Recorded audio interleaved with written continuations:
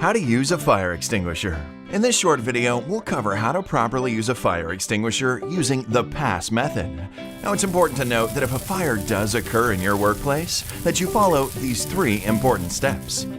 Step 1. Once you've seen the fire, first grab the closest fire extinguisher, ensuring it's the correct type and class appropriate to extinguish the fire, and always make sure to keep your back to an unobstructed exit.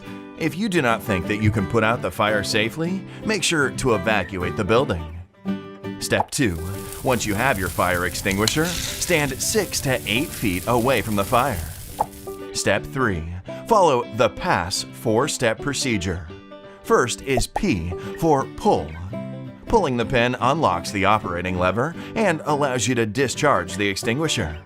Next is A for aim. Make sure to aim the extinguisher nozzle or hose at the base of the fire. The first S is squeeze. Squeeze the lever. This discharges the extinguishing agent. Releasing the lever will stop the discharge. The second S is for sweep. While discharging the extinguisher, start moving towards the fire. Keep the extinguisher aimed at the base of the fire and sweep back and forth until the flames appear to be out.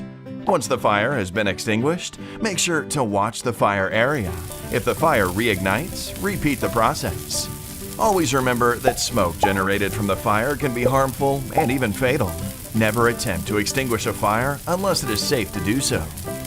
Now to recap the PASS 4-step procedure. P is for pull the pin.